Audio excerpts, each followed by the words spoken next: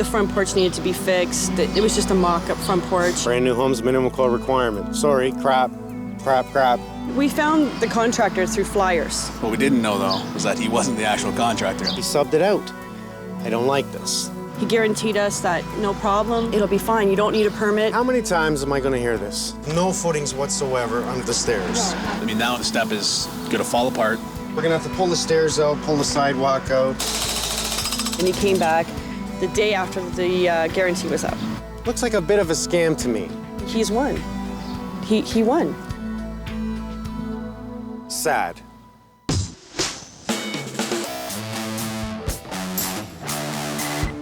Mike Holmes, look at this. Is that garbage or what? Look, you buggers, they haven't vented anything.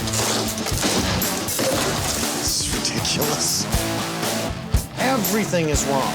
I've decided now to gut it. Take it all down. Mike Holmes, I love you. Me too. You want a good job to keep me in shape? I'll be a contractor. Unacceptable.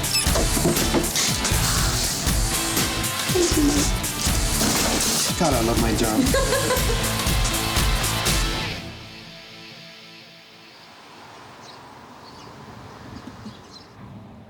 Well, we moved here about 7 years ago. It was our first home. Decided to buy a house somewhere for our son to grow up. Better neighborhood than where we were. We were living in an apartment before. We waited for a year for the house to settle, make sure that, all the nail pops were through and everything. Go through the deficiency list with the builder. But then after the second year, the warranty's over, we started noticing a lot of little problems, and like the front porch needed to be fixed. It was just a mock-up front porch, so we had to get a contractor to do that. We found the contractor through flyers. He was putting out through the whole area. And we called him, and he came by. It was this sweet little grandpa type, just adorable. He gave us the references, he gave us pictures to look at, contacts, Better Business Bureau reference, all that. So we were quite impressed, and we took the time to look at the references and call them and talk to them, and so we figured, everything's checking out. We're happy. What we didn't know, though, was that he wasn't the actual contractor at the time. He's kind of like a middleman. Subcontracted. In walks a sub, not the contractor that sold the job. He subbed it out. I don't like this. Different name on the van. Weird people I've never seen hopping out, starting my front porch. I'm like, whoa, I don't know you guys. Tammy. Hi, Nice to see you again. Nice to see you. Jason. How are you? How you doing? Good. Even if the homeowner checks out this one contractor, he knows nothing about the second or the subcontractor. Let's take a look at it. One thing I'll tell you, I love this product. This is actually a very, very nice product. However, if it's not done correctly, what do we have? You're looking at it.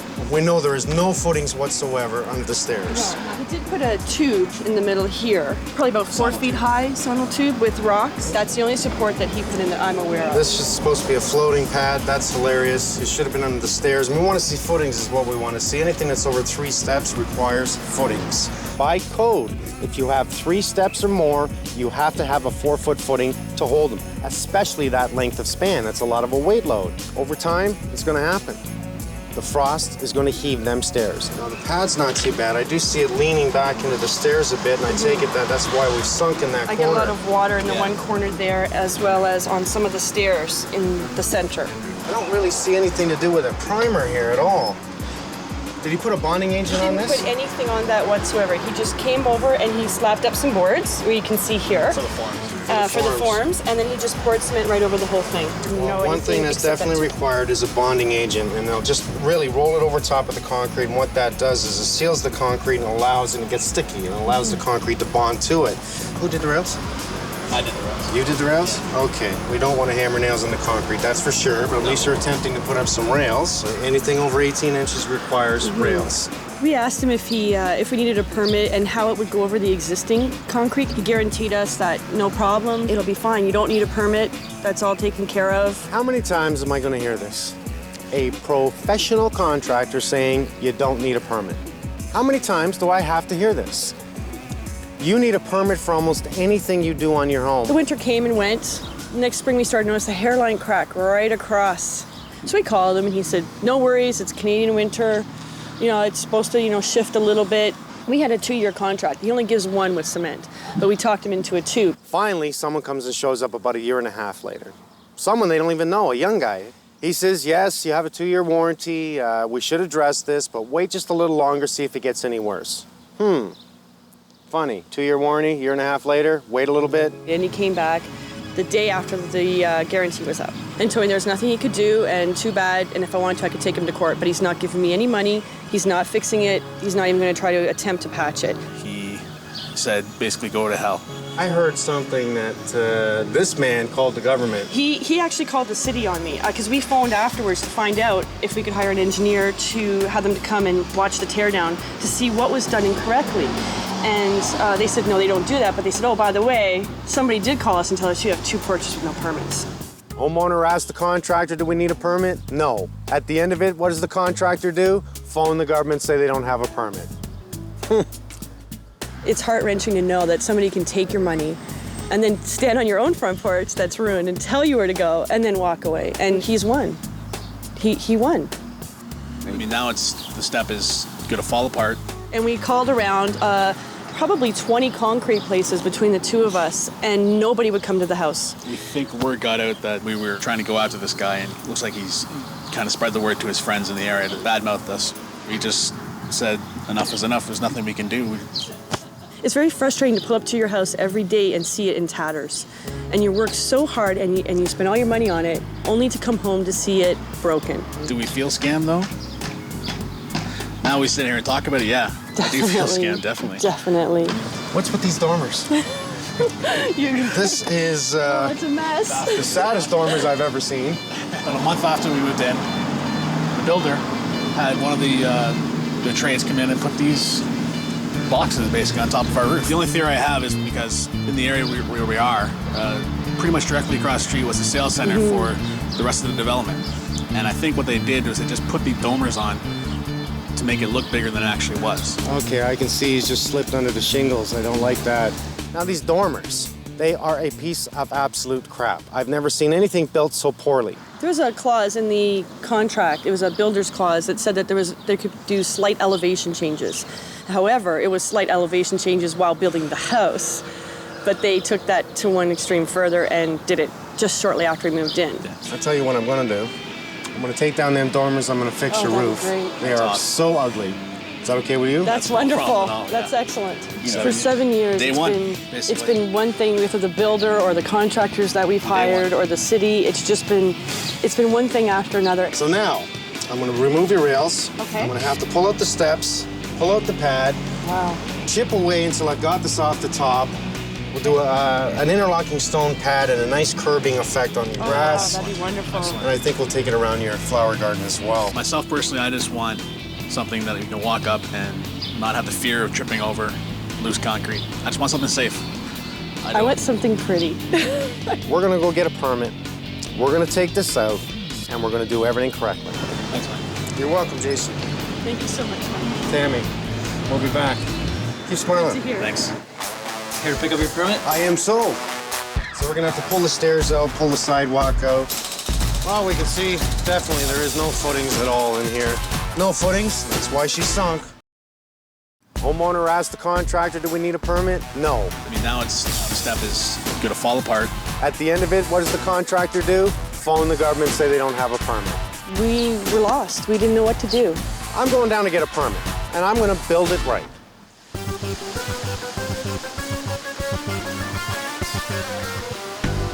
I've already contacted City Hall. Now I'm just gonna pick up the permit, and we'll be ready to start the job.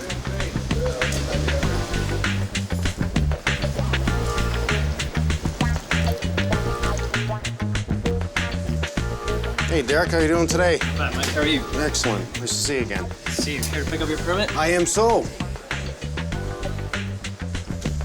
Here's your building permit. Beautiful. I've attached a generic detail. Oh, that's a great idea. That just makes it easier for homeowners to look at it themselves, eh? Yep. And any additional information is on here. A couple changes that I made. One to point out is excavations for foundations shall extend to undisturbed soil. So we'll just dig to the existing, however deep the footings are in existing. I'm gonna guess it's 4 feet, but we'll see. It could be 8 feet. It could be tied into the existing. We'll know when we dig it. Yep. Thanks, Chief. Thank you. you. Have a good one. You too. Okay.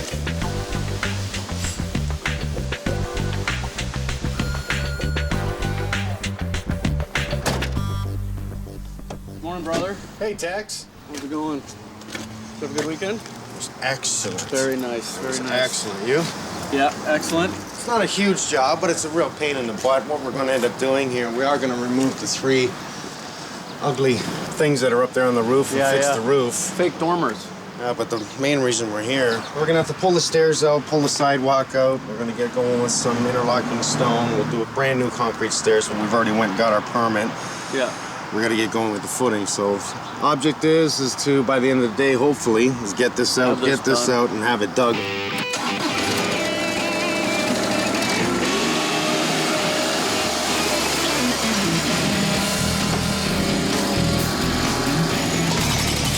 Yeah, I get the fun job. Should be wearing these. That's for sure.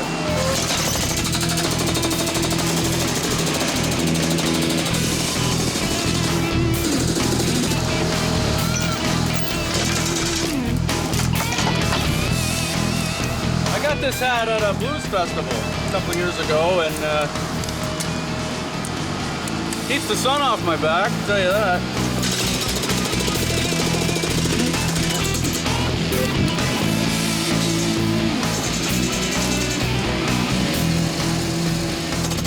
We're gonna have to break open the stairs here just to see if there's footings underneath them. Generally, you'll see footings under the foundation wall. In this case, I'm looking to see if there's a structure, footings under the stairs. Well, we can see definitely there is no footings at all in here. No footings, that's why she sunk. We can see clearly how they formed the steps. They just formed it, they backfilled it with earth. I don't even know if they tamped it. It's not gonna work. It's a great product, it looks good. It is a mixture of concrete in itself. It is very strong. However, if you do it wrong, it's not gonna work. And that's exactly what's done here. For them, it's quick, simple, no permit, no footings. They just pour it, form it, pour it, go. Money gone. Now I'm gonna have to pull all this out. There's no doubt about this. Dig down quite the path. I'm gonna have to go into the driveway. I'm gonna have to pull out these bushes here so we can get form boards down in place and form this footing. I'm gonna wait and pull this off later. And in no time, we'll have this cleaned up and get ready to start digging. And believe the bucket's here now. I'm gonna have fun doing that.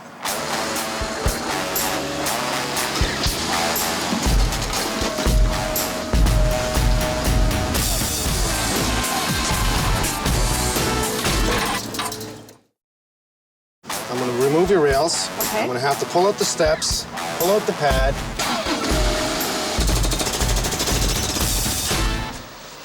So what we're gonna do is determine our run, which is our tread length, our rise, which is our height. I'm gonna guess at this point it is a 7-inch rise. Break this right here without touching the existing so we can see just exactly what that is, yeah. Okay. And then we'll measure it out and find out how far we're digging.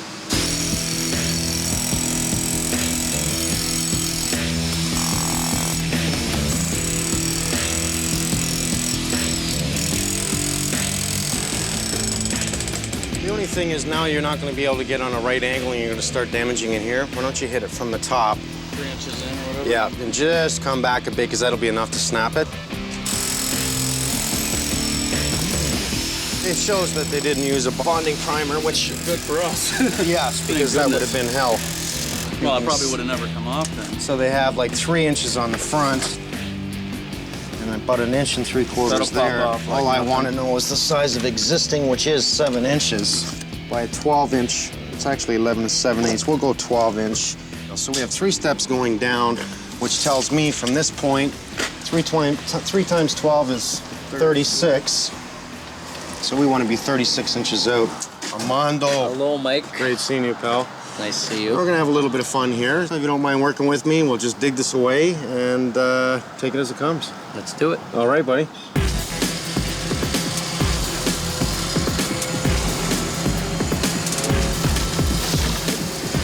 I have to dig to the depth of existing. So if these footings are 4 feet, that's how far I have to dig. If these footings were poured in with the existing, which I believe they are, they could be 8 feet deep. So if they're 8 feet, we have to dig 8 feet simply because we have to dig to undisturbed soil.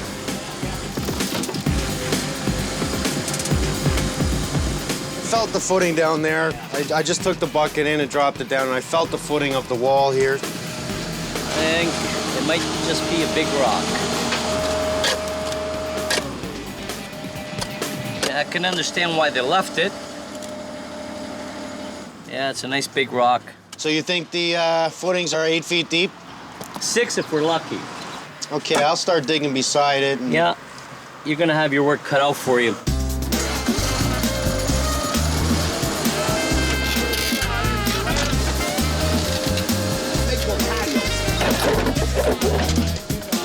Right deep. There you go. Deeper now, Mike. Almost at her. You got her. You got her. Oh, beautiful. Okay.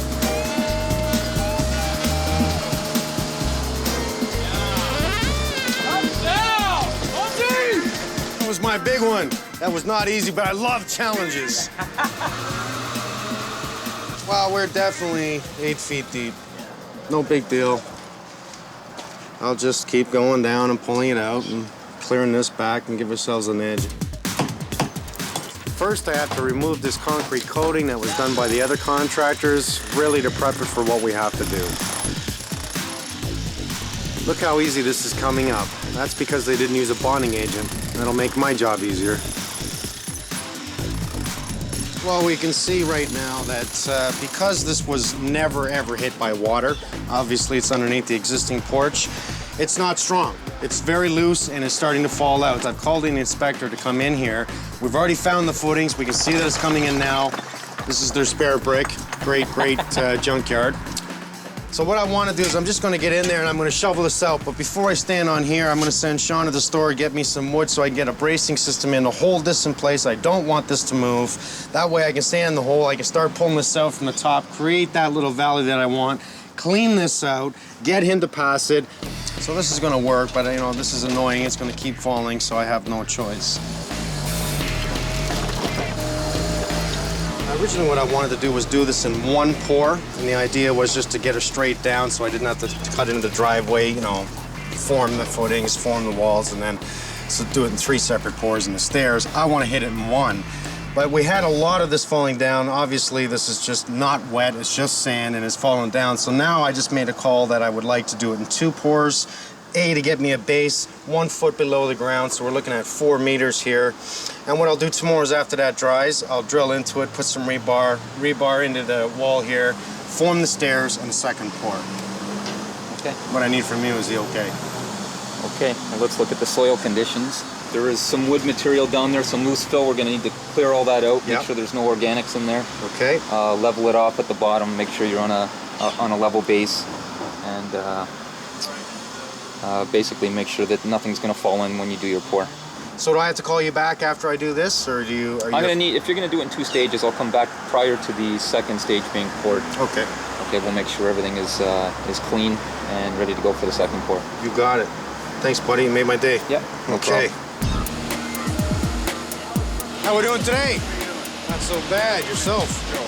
Hi, Joe. I'm Mike. I wanted that chute to go right in the center so we don't disturb any soil. Normally, footings are required to be 4 feet deep. In this case, we have to go down to the existing footings, which are 6 feet deep.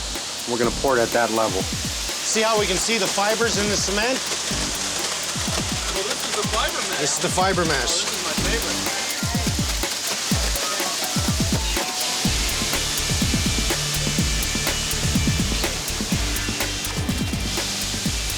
Armando is using a concrete vibrator, and what this does is help us settle the concrete deep into the crevices.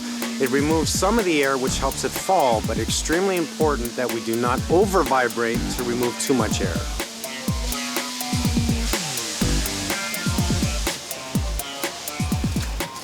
Because we're ground level, we can take this out right now. It's not an issue. This way we can level it. It's no longer needed to hold back this amount of dirt here. We have a hell of a lot of weight in there. You really don't need rebar when you have this kind of concrete with the mesh in it. But we are going to add some rebar pins within this wall here because what do I say? You can't overdo anything.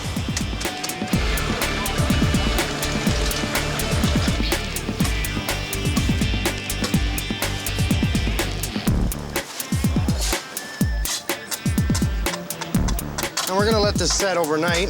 And tomorrow we'll come back. And what I'm gonna do is I'm gonna board this back section off. Form this off, pour the stairs. We'll be back tomorrow, buddy.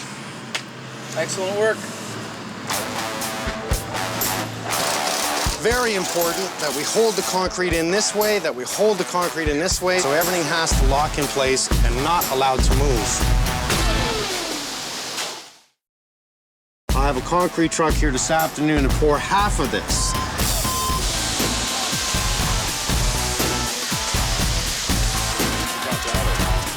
So after that dries by tomorrow, we'll do the second pour with the form in place. Today, we're going to try and get all this removed. We're bringing in some 3/4 crush that we're going to lay out there about, I think we're going to be in the 12-inch range. But I got to get this formed because at 1 o'clock today, we're going to have some concrete coming in, and that's what I'm doing right now.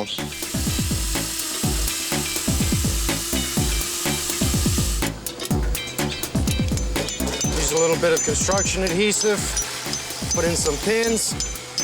This will just keep anything from shifting, period. You know, what does it take me? 10 minutes to actually do this? And it locks it in place? Come on, let's do it right.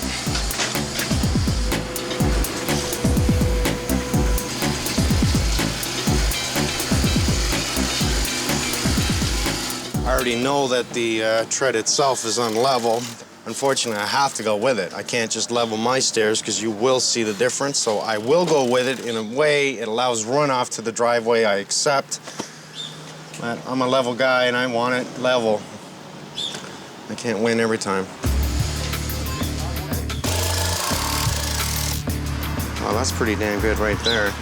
All right, so now we just easily slip underneath, and that's our level and our guide to go for the next forming. Yeah. Now what we have here is we have our 3 steps. What we want to do is hold the concrete in place. We want to build our steps. That's why I chose to use 2x8s, which are 7 1/4, which gives me a perfect step. Very important that we hold the concrete in this way, that we hold the concrete in this way, so once I'm finished this forming, then I've got to brace it so nothing moves out. So much weight of concrete coming in there pulls out on the stringer, then I have a round step. So everything has to lock in place and not allowed to move. Everything's really good here. It's not going anywhere. We have no play forward, backward. It's all locked in, and it's gonna hold it. The inspector has passed the first pour, and while we're waiting for the second amount of concrete to come in, we're gonna lay the base gravel for the interlocking stone. Dean, not so bad. We're gonna do a slump test? We're going to do a slump test and an air test to check the air in the concrete and see what slump we're pouring the concrete at. We're gonna do a slump test on site. The reason we're doing this is just to make sure we have the right consistency within the concrete itself. It is stairs. I want it done right.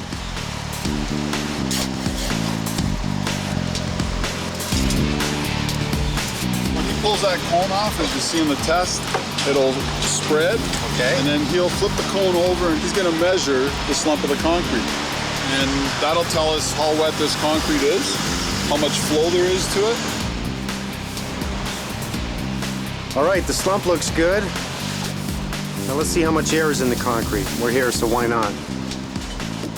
This is going to be able to measure the air that's been entrained in that concrete. Okay. Basically, what the entrained air is going to do, if you picture an aero bar, all those little bubbles going through the aero bar, basically, when that concrete wants to contract when it freezes, those little bars are going to absorb that power, let's say. And that'll stop the concrete from popping and cracking open and having problems. All right, the air pressure looks good. We're ready to pour. For me, the most important point was using a concrete that would dry for me in 7 days and not 28. In other words, fully cured. That's what we chose. Also, instead of so much rebar, which really isn't required for this, we use a fiber mesh. And it's all 1 bag per meter is placed within the truck and mixed in. They just take this bag actually breaks down with water. Just throw it in the truck, mix it up, and the fibers mix throughout. This concrete is going to be so strong compared to any other concrete out there that does not have mesh because they're relying mainly on rebar. In this case, with the mesh, it just interlocks throughout its own self. What a way of doing it. Cures in 7 days. All I have to do is put the burlap on it and wet it down, put the tarp over to keep the sun off it, and every day I have to wet the burlap again. Not that hard, is it? Then we come back and we get the rest done. Well, we've let it sit now for 7 days. Forms come up, we're gonna have the roofers in, we're gonna pull off the dormers, repair the roof, start the interlocking. Just gotta take the rest of this off. I gotta get the last of this concrete off so we can get ready to put on the new top coat.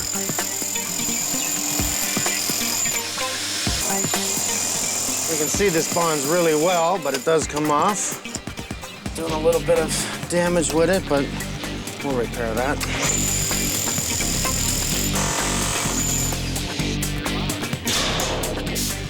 That was a pain in the butt. I'm not kidding you. Had they have done it right, I wouldn't have had to pull that up. Well, at least now we can get ready for the nice exterior finishing we're putting on this. Ed! Yes, nice sir. to see you again. Nice to see you, sir. How are you? Good, good, good. We're just getting the rest of the stringers off here, the forming boards. What is your process here? What would you like to do? The first thing that we're gonna do is we're gonna get rid of these sharp edges. Now, what's that made of? I'm curious. Hard rock. So rock against rock. Whatever. But it does the job. Excellent. After we grind it, we have to get rid of all the dust with the vacuum or sweep it, and then put a prime coat on. So it's almost in your hands now. I'll just get these other form boards off and away you go. Thank you. Okay? No, thank you. What Ed is doing here is just making sure the concrete's clean. He's gonna burnish all the edges so we have a nice, true finish. Most important point here is adding the bonder. This is extremely necessary. This will seal the concrete and allow the next layer to come in.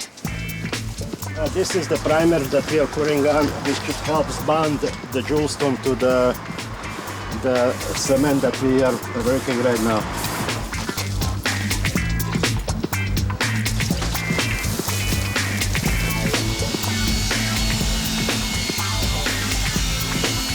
It is the most probably unique product that'll go over any type of concrete, walkway, pool deck, you name it, it'll go over it. It's 100% adhesive.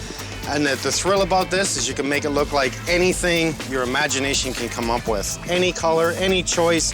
You can make it look like granite, you can make it look like slate, ceramic tile. It's twice as hard as granite.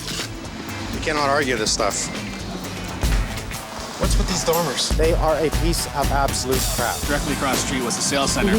Just put these domers on to make it look bigger than it actually was. Never seen anything built so poorly. I'm gonna fix your roof. They are awesome. so ugly. Now, the way these homes are built, so cheap. Look at the windows. Sure, it's a nice bay, but the wood in between is nothing but a water trap. I mean, look at the peeling paint we have. I'm gonna go see if that's leaking on the inside. Let's take a look. Hey, guys. Hey, Mike. I was just looking out front, and I noticed we had a lot of peeling paint around your window. Have you noticed any water come in? Yeah, just over here in the middle of the window. That's exactly where it looked. Oh, look at it. We can see it coming right out of the framing. Yeah. Not good. Obviously, this is a key sign you're leaking. Yeah, So that's something we're going to have to fix. It's just things I hate about the way they're done nowadays. Do you mind if I use an aluminum? I'd like to do like a vertical siding in the center. Okay. Something that's just going to pick up the canopy color, make it look like it works. I just don't like the wood in the center. Oh, that would be great. awesome. It's nice to see a contractor that sees other little things and just hops in and gets them done, and you know they're going to be done right, and you feel so comfortable with them. That's just, it's so reassuring. It's already 1,000 times better. I mean, it's night and day. We're going to make sure we do it right. I don't want to come back here. I do the job once. Yeah, and again, Mike comes to the rescue. Mike's the man. Okay, the roofers are here. Let's get rid of these dormers. I think they're pretty well made out of cardboard, so I think they'll come down easy. We'll find out when we go up. I talked to the neighbors to ask whether or not they wanted their dormer removed since I'm there, and they said yes, so it makes me happy. It's gonna come down. Notice he dropped in a 1x6 up there, and what that does is putting the ladder against the eavesdrop, doesn't cave it in. Thinking ahead. We don't want to create our own damage. As I'm looking up, what don't I see? There is no tar paper. But by code, you gotta have a minimum 1 row of tar paper on the bottom. And why? It's because of freezing in the winter. Snow gets up there, melts, works its way down, creates an ice dam, gets back up under the shingles. The tar paper's a backup to direct that water down. In this case, brand new homes, they forgot it. We're gonna pull down the dormers, and obviously now we're gonna have to pull up the shingles at least 3 feet up and put down some weather and ice shield. Every time I touch something, every time I move something, I find something. Well, my guess is it came up in one piece in the front. They've cut the wood to fit the back. It's been nailed down in the valley area. We can see that the pitch was wrong because I can get right up underneath this, so he had to correct that, which at least he did, but still not the right way. Just really just pull it up and toss it. Ready?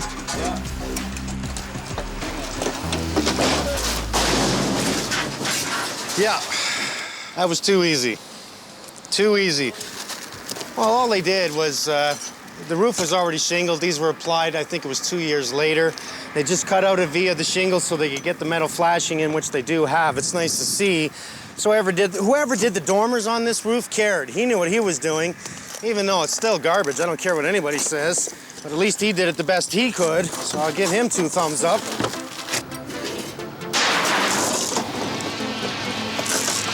Oh, there's a bee's nest.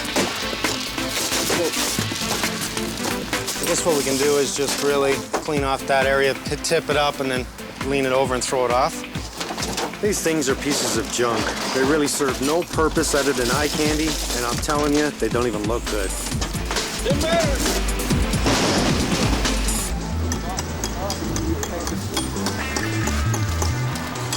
As far as I'm concerned, the whole roof should be covered in weather and ice shield. I would never, my homes, never in a million years, just shingle over wood. I don't care if it's $300 for the whole house. I'll cover it in weather and ice shield. Acts as a washer under each and every nail. Now that we're done throwing stuff off the roof, Ed can get back to work. The first layer is completely dry. We're getting ready to put on the last layer of top coat.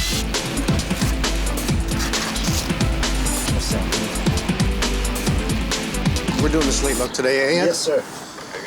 They'll show you what she chose. Well, how do you do that? You doing it afterwards? I thought you would do it as you go.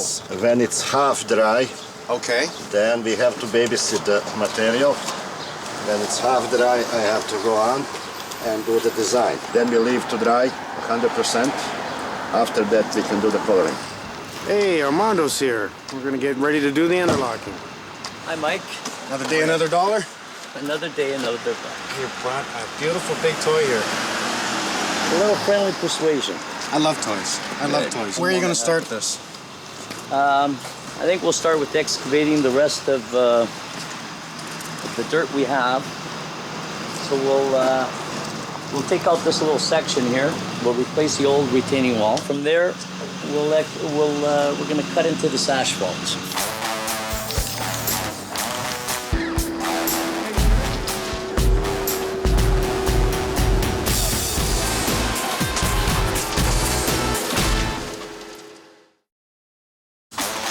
Be a slate look with the border, and then on the front entrance door we'll do the half a circle. It's gonna be like a fan. It's looking really good. It's taking shape. They're gonna make it look like slate. What color are you using on the interlock here? We're gonna use mahogany ash, which is kind of like a brownie taupey, kind of reddish. The jewel stone will pick up on that color, so it'll all look uniform. So we're not gonna go with a gray looking slate. We're gonna go with a sort of a tint with a red in it? That's right. Good. That's okay, correct. Good.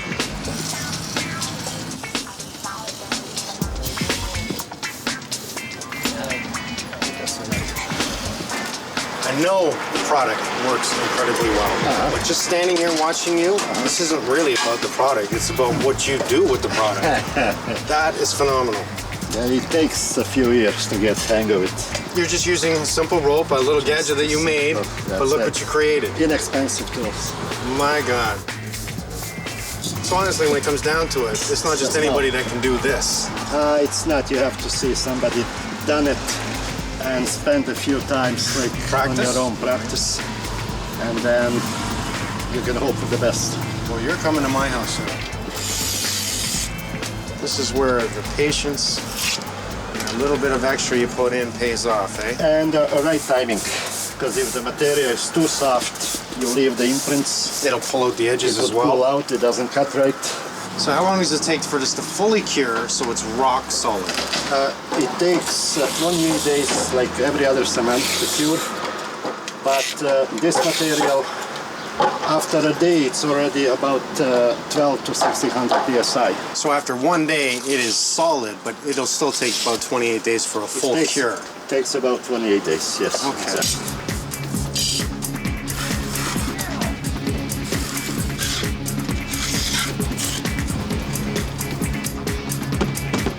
As you can see right here, our asphalt is off square. Yeah. To our stairs. So instead of doing a little cold patch and making it look cheap, I think we'll cut into the driveway and just step it in, step it out, step it in, step it out, and give this a little bit more dimension. Nice.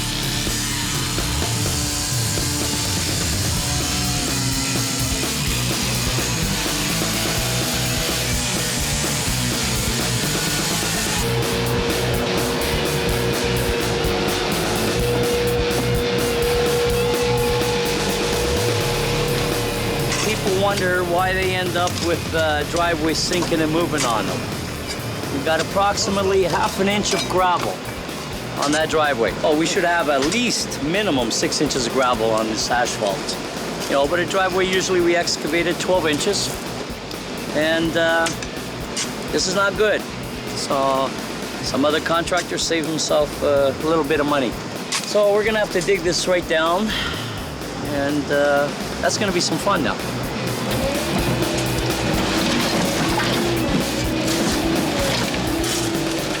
First thing that Armando has to do is dig down 6 to 12 inches because we want a good bed of stone underneath the interlock. We're going to add some gravel, and we're going to make sure we tamp that out. I would love to see a minimum of 6 inches on this. Then we'll add a little bit of limestone screening. We're going to make sure this is tamped as well. And once this is level and true with the screening process, we're going to get ready to put the stone down. The roofers are just finishing up their work here. What a difference without the dormers. I like it. How we doing? All right, the stone's here. Now we can stand back and watch Armando do his stuff.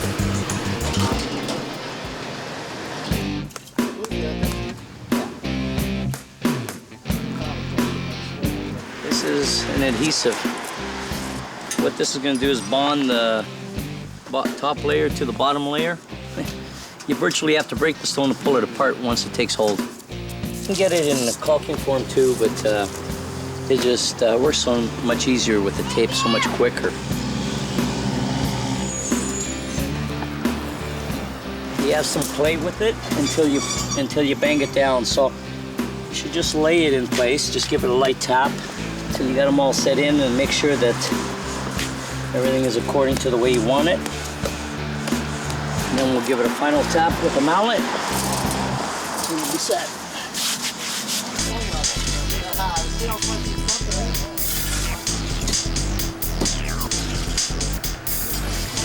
I used the powder, which is the same like the white material that we were putting ghost on. The only thing is we got the dye inside. And we are going with the slate gray as a base, and then we're gonna add the chocolate brown on top.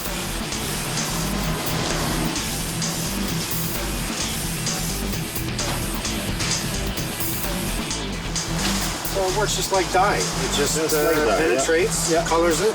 Yeah. So what do you want it dark in the joints? Is that the idea, or in the grout lines? Yeah, yeah, a bit darker in the joints, yeah.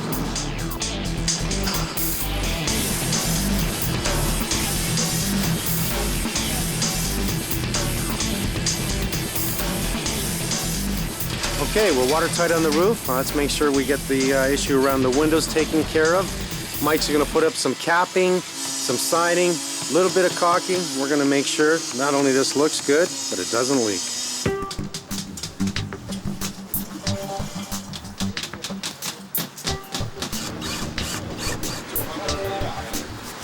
I mean, look at this. Is that not unbelievable? It's not even finished yet.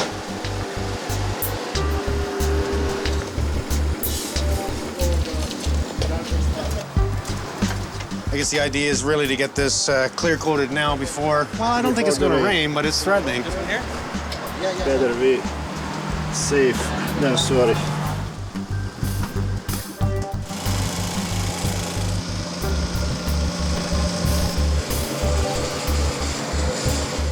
We're gonna go vertical with the siding just for a change of look here. If you notice it's brown, it's gonna match everything else.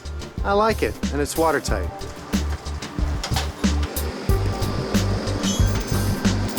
That little rock is 700 pounds. Yeah, this stone will add a total new look to this whole property. And I think it just gives it a touch of class.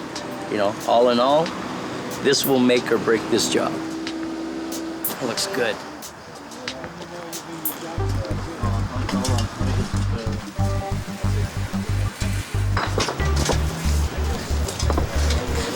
The reason we have Derek laying this alone is because in a small area, everybody lays different. Some guys will leave a tiny little gap, you know, a 16th or 132. By the time you do, you know, 10 rows, it adds up.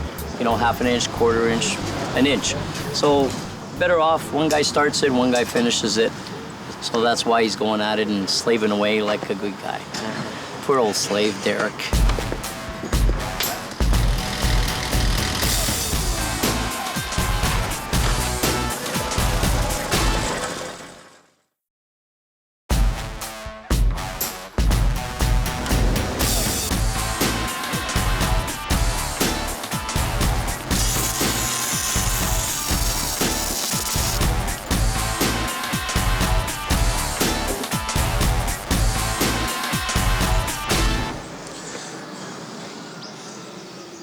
Let's give it back.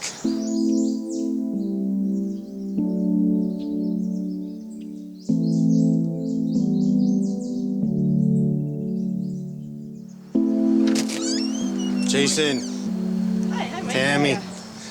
Come on out. Wow. It's a little different. It's a lot different. I love the rails. The rails make it. They're very simple. Simple is what makes it. Exactly. A little bit of detail. Yeah. You said you like slate, so we've created the slate look. That's great. That is amazing. It's Well, really come on down. nice. Let's take a look down here. This was a lot of work. This was not just a small It's a job, lot of let me rock. tell you. We brought in the tractor and we pounded everything out. Yeah. And sure enough, we found this amazing sonotube was not there. Oh, Before she went to work, Tammy, the man was in the hole. There was a huge sonotube in the center. As soon as she left, out came that sonotube. It's a shame that we can't have trust anymore. It really is. One sonotube is not enough anyways. But had he have done that and maybe pinned into the existing concrete, we would not have had an issue. You know, you gotta be here the whole time to watch it. If that's what it takes, maybe you should. Then we brought in one fabulous person, Armando. This is what he's done. it's fabulous. Created the border, the tiles here. I love the way he staggered it into the paving. This is really nice. I like this.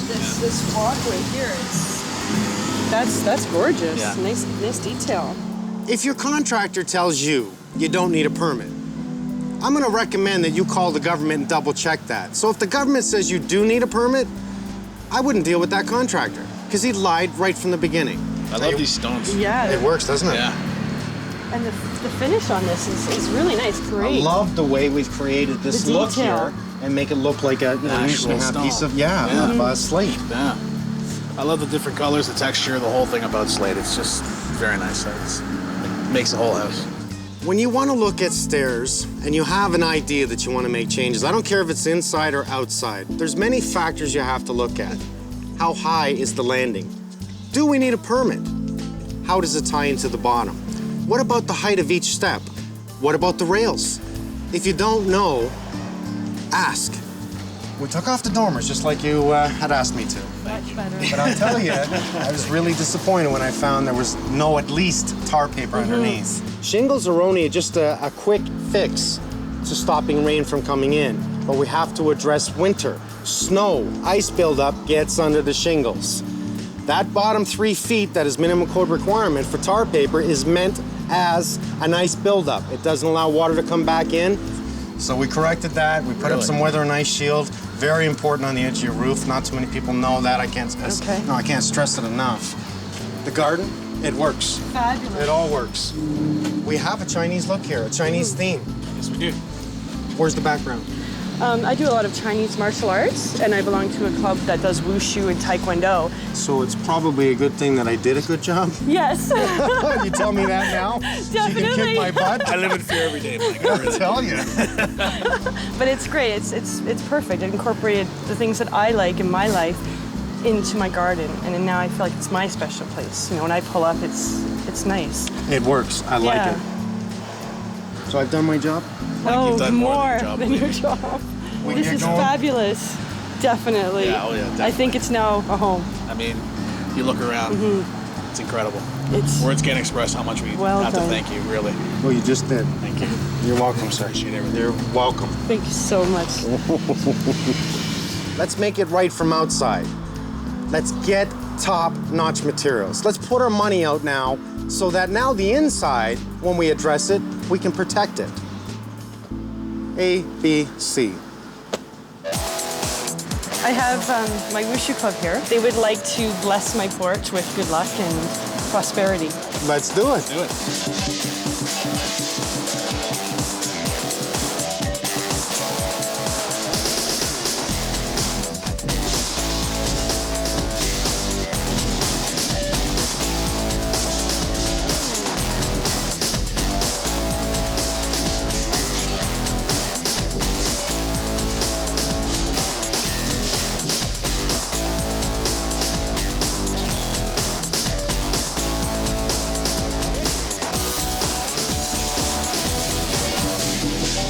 Cool. That was cool.